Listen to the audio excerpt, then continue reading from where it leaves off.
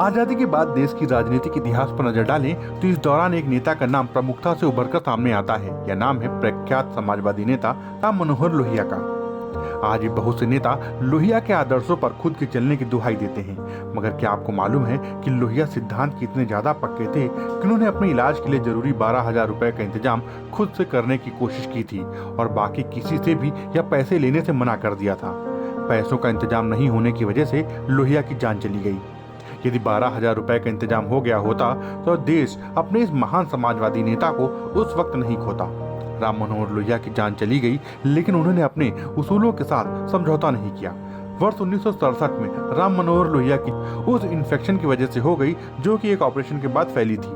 उन्हें एक अच्छे अस्पताल में इलाज कराना था, लेकिन इसके लिए उन्हें विदेश जाना था। विदेशी अस्पताल में इलाज के लिए उन्हें 12,000 रुपए की जरूरत थी। लोहिया का कद इतना बड़ा था कि वे यदि एक इशारा करते 12,000 रुपए से भी ज्यादा रुपए उनके लिए पहुंच जाते, लेकिन लोहिया ने ऐसा नहीं किया। लोहिया अपने उसूलों और अपने सिद्धांतों पर डटे रहे।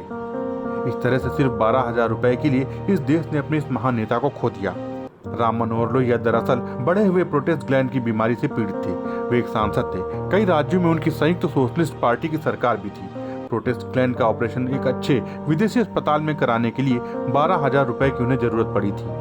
12,000 रुपए को आसानी से इकट्ठा किया जा सकता था, मगर राम मनोहर लोहिया ने अपने कार्यकर्ताओं को सख्त हिदायत दे रखी थी कि पैसों का इंतजाम केवल उन्हीं राज्यों से किया जाए जहां उनकी पार्टी की सरकार नहीं है। उस वक्त लोकसभा में भी पार्टी के करीब 2 दर्जन सांसद थे। पैसे का इंतजाम न हो पाने की वजह से उनकी जान चली गई। पैसों का इंतजाम राम मनोहर लोहिया ने सोशलिस्ट पार्टी के मजदूर नेता से करने के लिए कहा था। ये मुंबई के नेता थे। लोहिया ने उनसे मजदूरों से पैसे इकट्ठा करने के लिए कहा था। इस नेता ने अपनी तरफ से पूरी कोशिश की, लेकिन समय रहते हुए 12,000 रुपए जमा नहीं कर पाए। लोहिया जर्मनी जाना चाहते थे। वहां के एक अस्पताल में वे अपना ऑपरेशन करवाना चाहते थे। जर्मनी के एक यूनिवर्सिटी की ओर से उनके आने जाने और वहां ठहरने की व्यवस्था कर दी गई थी। वहां लोहिया को एक भाषण भी देना था। जिस लापरवाही की वजह से लोहिया की जान गई थी, उसे लेकर काफी समय तक विवाद चलता रहा।